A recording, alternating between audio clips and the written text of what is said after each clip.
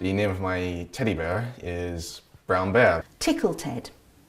Bagpuss and Ben. That's two of them. My stuffed toy is called Sheltie. Well, the reason he's called Tickle Ted is because he had, certainly originally, very tickly ears. Because he's brown and he's a bear. When I was younger, I read these books called Sheltie the Shetland Pony.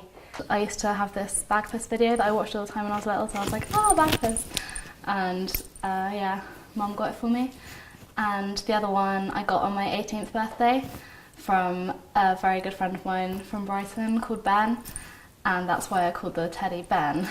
So whenever I was a kid, I got a stuffed toy called Sheltie as my Christmas present, and he was the first Sheltie I ever had. I guess as a kid it's strong companionship with a bear, because the bear doesn't talk and thus judge you, I suppose, so it's like that's just always there to support you. I suppose it's where you'd like curl up and cry if you were going through something difficult. So if you have something there that's like, oh, I remember when my mum got me this or when my friend got me this, it reminds you of like good times and make you feel like there are people that care about you. Whenever I was about 9 or 10, I came home one day from a sleepover at my friend's house, and my sister ran out of the house, and she said, we had a pony called Dandy at the time. He's like, Dandy's giving birth, Dandy's giving birth. I was like, don't be ridiculous, Dandy's a boy, he can't give birth. But I was still really excited, and I just remember running up our field as fast as I could go and seeing at the top this little auburn round sheep. And it was Sprinter. And my mum and my sister had been at a charity show jumping event that day, and he had been tied to the back of a trailer with a for sale sign beside him in a very classy way, and Mum thought he was perfect because he was my dream. And I came home and Sprinter was there, and he was my Shetland pony. What's his name? Sprinter. It's a miniature Shetland. A miniature Shetland. Isn't he lovely? Would you like him? Yeah. You sure? Is he what you wanted? Sprinter? Yeah. Okay.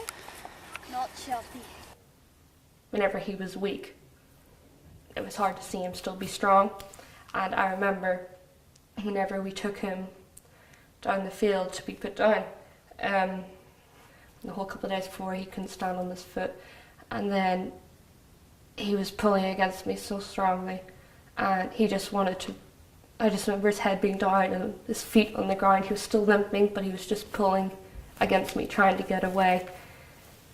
And that was one of the hardest things about that day, because you're leading him, you think, okay, he's really weak, he can't go on, we have to do the best thing for him. And I just remember crying hysterically, and his blue eyes just going really flat.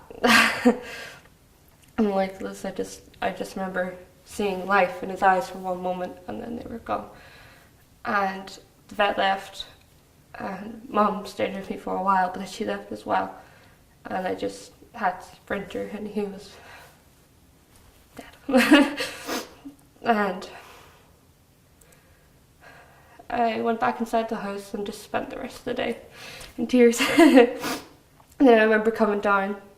I had been asleep crying in my room all day, and Mum was like, you have to come and eat something, so I had to go down and get dinner. And I remember looking out the window and just seeing the big mound of dirt where he knew it was, because the digger had came and buried him and all, and I'd been sleeping and crying. And that's where Sprinter still is, under that big mound of dirt out in my back garden.